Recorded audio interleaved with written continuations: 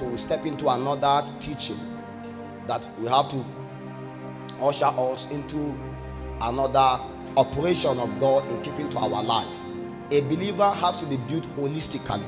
A believer has to be built in every aspect of his life, and that is the reason why God has empowered us as teaching priests. The fivefold operations and its ministerial giftings have the ability to give expression to the definition of who God is, to ensure that a believer is built appropriately right. And no price is too big to ensure that a believer is constructively built. You are the house of Jesus, you are the temple of God, but that temple needs to be built. Are you getting my point now? And it is the job of teaching priests, those that God has empowered with the sufficiency of the tool to do that building. And that is the reason why we have to build you holistically. All of us know, and we knew, that there are certain things that have made us who we are today. We will need enough time to be able to teach you and equip you these things that build and equip us. It is not a personal agenda. It is not a desire. It is not some kind of ambition. No. I need you to understand that you don't really need to project your ambition. You cannot truly lift Jesus up and you will not be lifted. There is no better way for me to point you to this Bible and you will not still see me. You will still have to see me. And that is how the thing works. Because many times people think that, of course, so long as, it is not part of kingdom development, it means that it does not really matter to their life. If it is not prayer, if it's not, we spiritualize everything and we neglect some of the things that matter to us.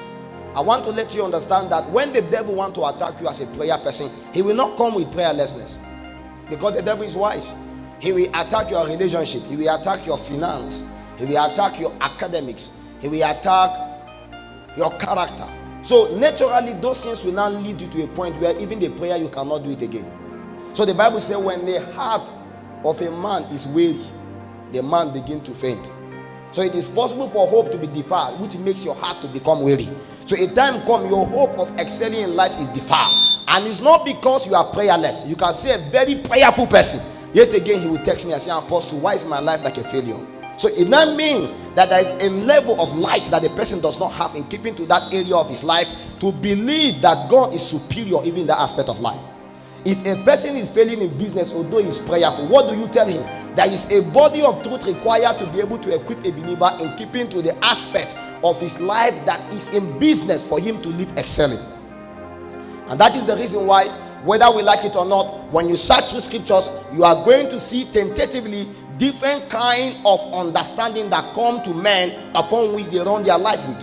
And that is the reason why if you build our life according to one key of the kingdom, we are going to be limited, because there are other doors that other keys cannot open.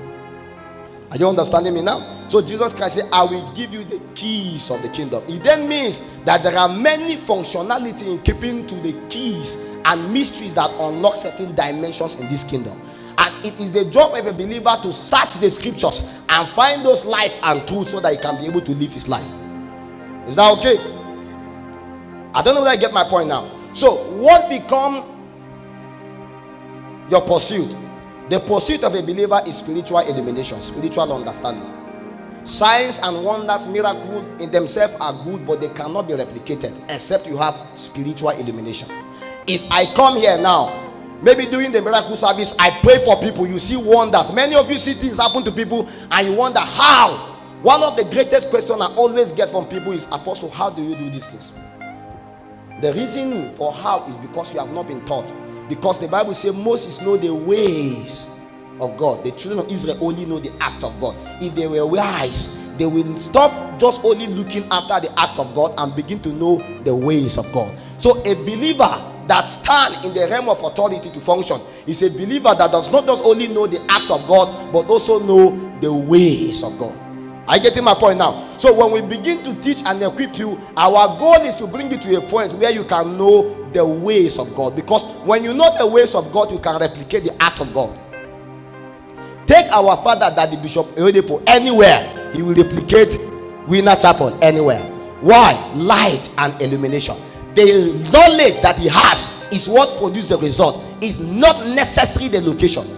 So a believer that has been empowered with sufficiency of light, anywhere you take him become his Goshen. And this is the reason why one of the greatest strive a believer must strive for is to have light and illumination. I get to my point now. And that is the reason why we take our time to do the build-up and the teaching and the rest. Is that okay? How many of you love the stickers? Have you seen it? The prophetic declaration. Well, I think prayer department have put in prayer into it. Have they given people to pray on it? So I believe by the time you put it upon your doorsteps, you put it upon your books, let's see the devil that will bring you down. You know, this world is wicked. The wickedness of this world is real. And the benchmark for survival is power. Don't apologize for it. If anybody tell you that you should be anything less than powerful, the person has the plan to kill you himself. So if they are begging your family and say stop praying now, your own is too much. What they are trying to let you understand is that everybody die in this family. We want you to be part of it, but you must refuse to die. And if you must refuse to die, you must understand the way of power, because you can't survive by just insisting and refusing. The devil will come, but when he comes, the Spirit of God have to raise a standard. But if you don't know the Spirit of God, how can he raise a standard against you? You see how the thing work now? Okay. Let's go straight today to the business of the day. Like I said last week, we are going to be considering something very important. I refer to it as spiritual structures. I always say when you come for Shekinah, come with something to write. Don't just stumble upon and just come in like that. Come with something to write. Spiritual structures, or you can refer to it as part of spiritual progress. The part of spiritual progress. Spiritual structures, or the part of spiritual progress. The part of spiritual progress. There are a few things that a believer must engage daily for him to be able to excel in life spiritually. What we call spiritual growth is a cliche, except certain principles are engaged. You can never outgrow them. There are things in this kingdom that are basic that we must be reminded of, that we must pay their attention to, and we must do our best to always abide by them. Wise men in this kingdom do not argue. They are aligned to the laws and the principles that have been established, and they obey them. The people that you see today that are strong are not really strong in themselves. They are just wise in God. Is that okay? And their wisdom is because they neglect what they know and they cleave onto God himself. If something is working, that means something is being done. Something is being engaged. You must be able to understand that.